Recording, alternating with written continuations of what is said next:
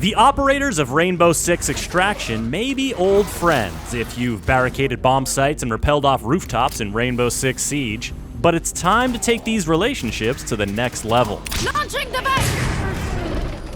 Faced with a fierce and relentless army of Archean enemies, the operators of Extraction have had to adapt their abilities and evolve their loadouts to take on this deadly new challenge. So, in this episode of our Rainbow Six Extraction Deep Dive series, we're talking operators. Who are they? What unique gadgets do they bring to the fight?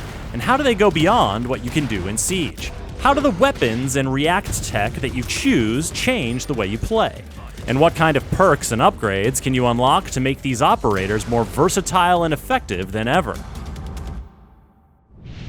Now let's meet the crew. I suppose I could just list the 18 operators available at launch, but that might take a little while. Doc, Ella, Pulse, Alibi, Finka, Hibana, Lion, Sledge, Vigil, IQ, Jaeger, Rook, Fuse, Smoke, Tachanka, Capitao, Gridlock, and Nomad.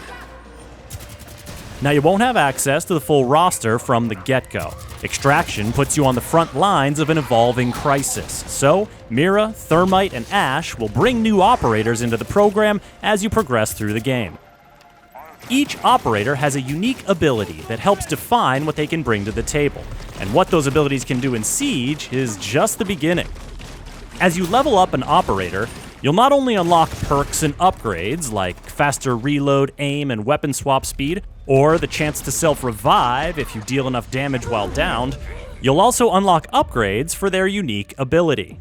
For example, once Nomad reaches level 7, her knockback mines will straight up delete a variety of full-grown enemies. A level 10 Vigil won't just cloak himself from enemy sight, he'll cloak any teammates nearby and boost their movement speed.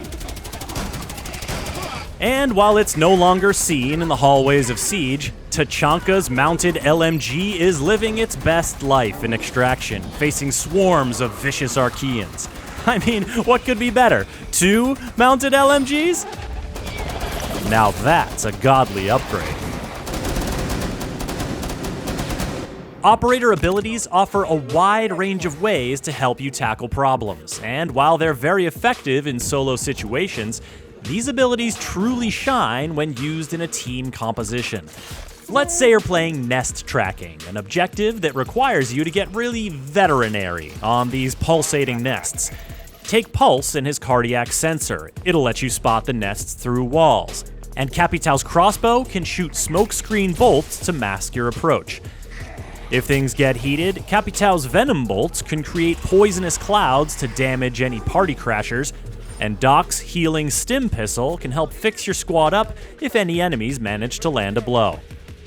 Perhaps you're trying to hold your ground when every Archean in the area gets your GPS location thanks to the explosive charge you just put on their stuff in Sabotage. Gridlock's track stingers can slow or kill enemies in their tracks, while Jaeger's active defense turret won't just stop enemy projectiles, it'll stop enemies dead. If you need to make a hasty getaway, then Sledge is your man. But if you prefer to make your pursuers pay, bring your pal Fuse along to cover your escape. Simply run through a react doorway while the monsters are nipping at your heels, close it, and deploy one of his cluster charges to dump a bunch of grenades on your soon-to-be former pursuers. But the operator you choose is just one facet of how you tailor your approach to the objectives you receive. You've also got weapons, and in addition to their starting primary and secondary weapons, every operator unlocks their first arsenal update at level 3. These give you some powerful new options, like adding the M870 shotgun to IQ's loadout to give her a bigger bang for her buck than her AUG A2 assault rifle. Or adding Lion's HK417 marksman rifle to give him longer range and stronger bite than his V308. These weapons may be familiar to veterans of Rainbow Six Siege, but you haven't truly appreciated the Bailiff 410 revolver shotgun in Alibi's arsenal until you've coolly popped your way through snarling grunts while carrying a fragile objective canister under your arm. Wielding these weapons in a PvE setting gives them a chance to shine in a whole new way. And weapon attachments like sights, barrels, and grips give you a chance to further customize your approach. Suppressed shotguns are a nasty way to take out close-range foes and quietly make your own doorways, and staying stealthy means nests stay dormant and less enemies spawn. But all it takes is one Archean holler to stir things up. When that happens, you'll be thankful you left the suppressor at home and nearly doubled the damage output of Finka's 6P41 LMG. The final piece of the loadout puzzle is React Tech. Now, you can think of these as secondary gadgets from Siege if they were left alone on an island for millions of years and evolved into new species of clever and deadly devices. Stun grenades, smoke grenades, claymores, nitro cells, these classics are more impactful than ever, and yes, that includes impacts. But complete objectives and studies to progress further, and you can unlock grenades for paralyzing enemies in place, or quickly finding out what's on the other side of that wall. Bring your own health boosters or revive kits for when Doc's not around. Equip a friggin' laser that dissolves the sprawl right before your very eyes. And React Tech doesn't just do cool stuff on its own. It really amplifies the kind of synergies you can explore with your crew. Tachanka's turret with an enemy projectile blocking field wall. Scan drones with high penetration rifles. Arc mines with... Oh god, you got zapped so bad. Oh, you're dead now. Put it all together, and the ways you can customize your squad to take on different challenges just continues to grow exponentially as you progress. But there's a but. The name of the game is extraction, and if you don't extract from your incursion, your operator will go MIA. The Archeans got him, and you gotta get him back.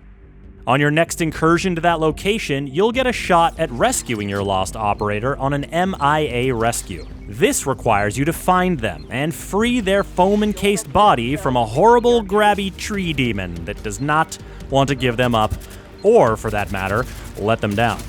If you get your operator out and pack them up for shipping, they'll be back in your roster and will heal back to full strength as you run successful incursions with other operators. So when you're thinking, hey, I can take on a tougher difficulty level, or, you know what, that's probably enough health to get me through the next subzone, just remember that going MIA is serious business.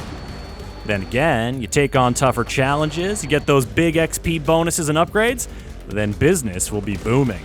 Decide for yourself this January when Rainbow Six Extraction launches on PS4 and PS5. Xbox One and Xbox Series X and S, cloud gaming, and PC. Subscribe to this channel to catch the next video in our series, and get the latest updates at news.ubisoft.com.